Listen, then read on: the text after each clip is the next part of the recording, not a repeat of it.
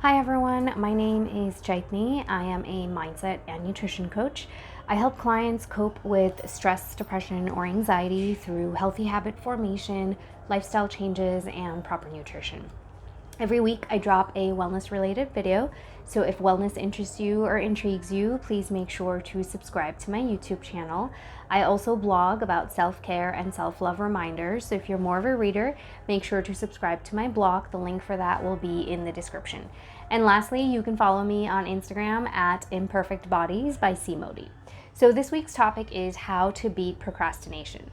We're all procrastinators at some point or another. We've all procrastinated and we will continue to do so in some shape or form. However, it can really affect some of us more than others. For a few of us, it happens every now and then, it's infrequent, but there's some of us where procrastination just becomes a way of life.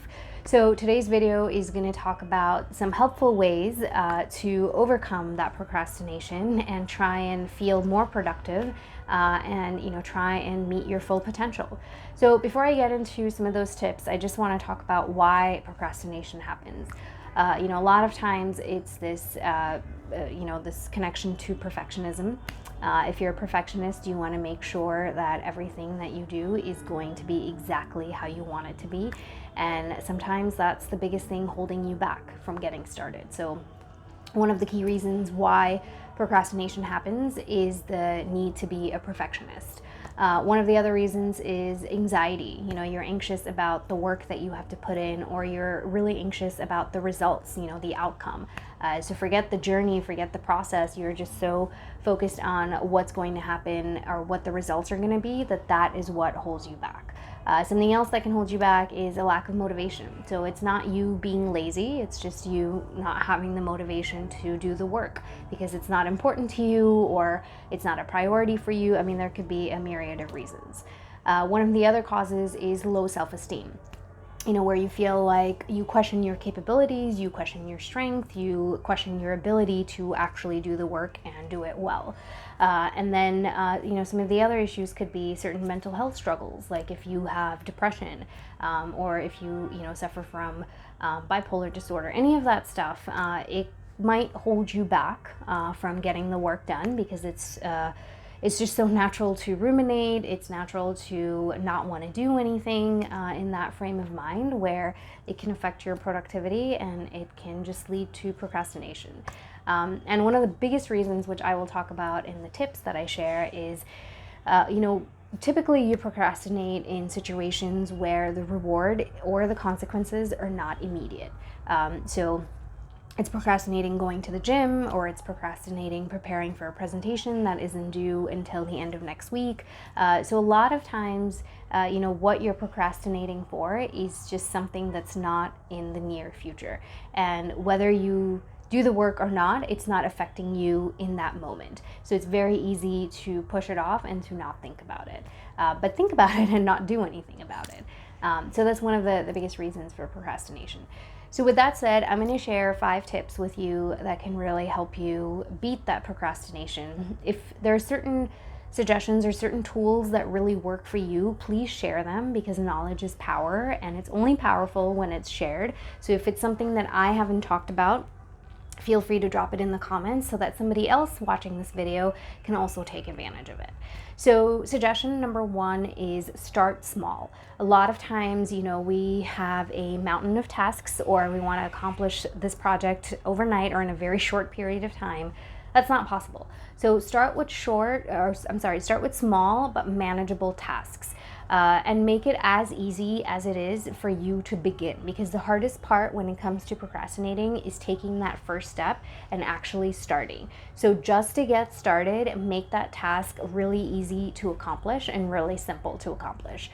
So for example, if you have an exam coming up, you don't need to study all of the material in one go, but at least take a look at the syllabus, at least see what's being covered, at least see, how you're going to be tested on it, at least see the breakdown of how you'll be tested or how you'll be graded. And that's one way to get started. I mean, at the most, that's going to take you 5 minutes, 10 minutes.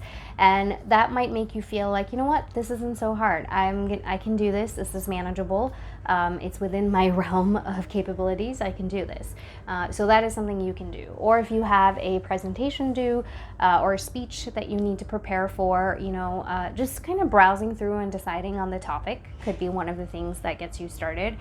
Or if you have a topic handy, just kind of looking at other inspirational speeches, similar speeches, or doing a little bit of research on that, or figuring out how long you want to talk about or what you want to talk about, just brainstorming certain ideas.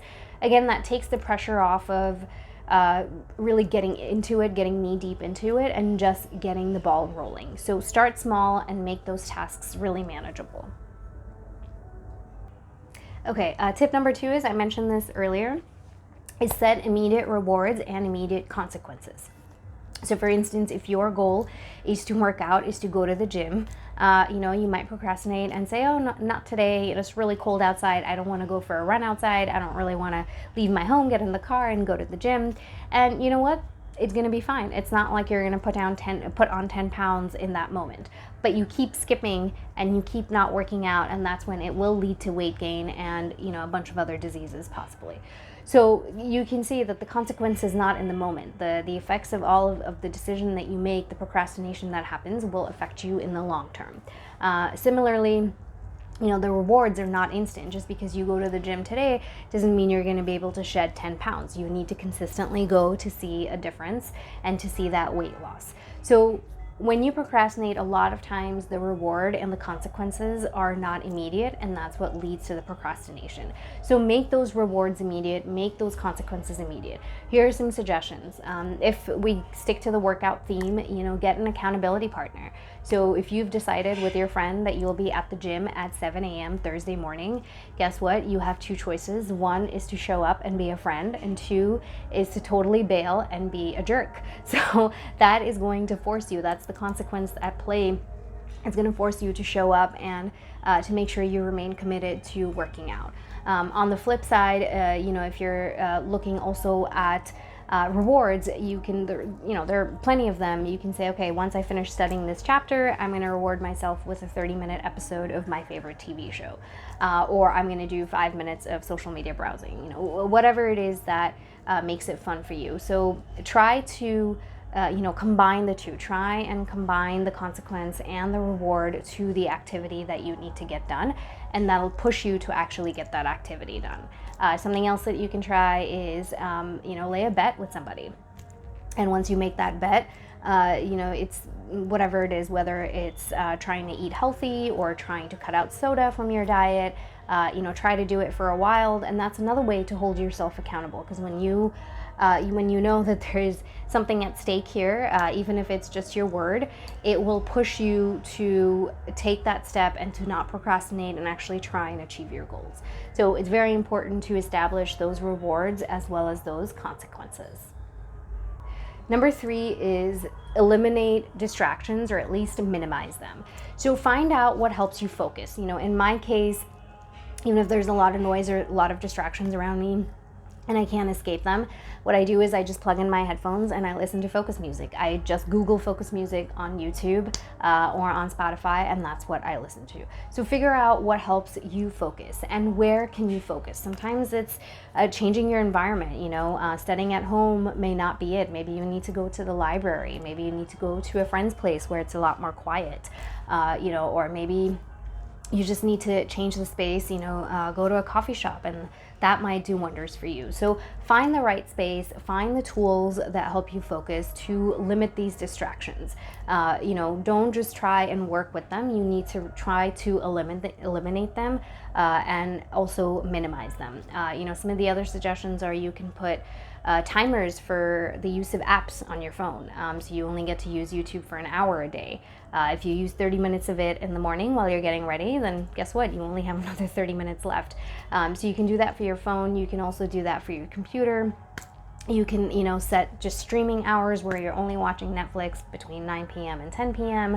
And, have whoever you live with hold you accountable as well, because that's going to help.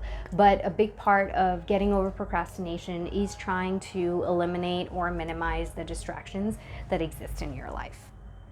Number 4 is make a practical to-do list. You don't want a really long to-do list that is never ending. There is something very satisfactory about crossing an item off your list that you completed. So maybe just stick with 1 to 3 items, and you can do that on a daily basis. Before you go to bed, maybe it's like a brain dump. You just list out 1 to 3 things that you absolutely need to accomplish the following day. That way, when you wake up, you know what you need to get done. You're not stuck, you're not in the rut, and you can just go ahead and get started. And keep that list handy. It could be on your phone, it could be a notebook that you carry with you, it could be on your computer if you work on your computer most of the day.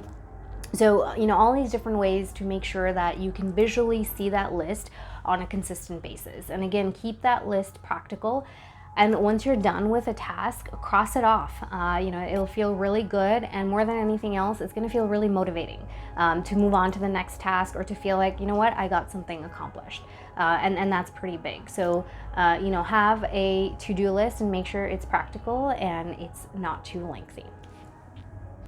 All right, and tip number 5 is be mindful of what you tell yourself. So if you constantly give yourself excuses like, it's the weekend, I can party hard, I can, cheat all weekend long, eat whatever I want, I don't need to go to the gym, I can sleep in, all of that, it will eventually add up. Your excuses add up and you become your excuses. So be mindful of what you tell yourself and be mindful of the standards that you hold yourself to. So do you set high standards for yourself, or do you just have no standards whatsoever? Also, how are you talking to yourself? Are you being gentle? Are you being kind? Are you being understanding? And are you being encouraging? Are you building yourself up, or are you beating yourself up? That's extremely important too, because that voice in the head can be a huge driver in getting things done and in trying to overcome that procrastination.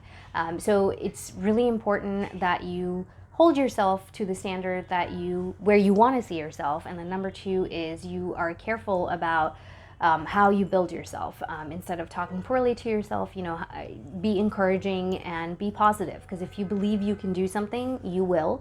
But if you believe something is too hard, or it's too complicated and you're not smart enough for it, or you don't have the patience for it, you don't have the bandwidth for it, whatever excuse you want to come up with, then that's exactly how you're going to feel, and that's what's going to stop you from getting the work done.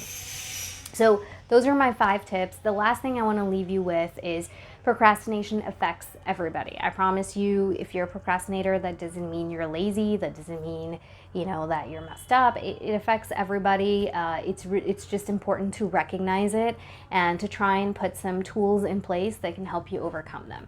And sometimes it's experimenting with different tools. What's going to work for one person may not work for you, and that's all right. What works for me may not work for you, and vice versa. So that's why I've given you 5 different tools. Pick one and see how it works, and let me know in the comments section. And most importantly, with procrastination, be kind to yourself, be compassionate, be forgiving. We all do it from time to time. It doesn't mean we're bad people, so don't just, constantly hammer yourself and beat yourself up for not getting things done. You will. You just need to have the right set of tools, like I mentioned earlier. As always, thank you so much for stopping by. In the meantime, I hope you take really good care of yourself, because I will catch you here at the same time next week. Thank you. Bye-bye.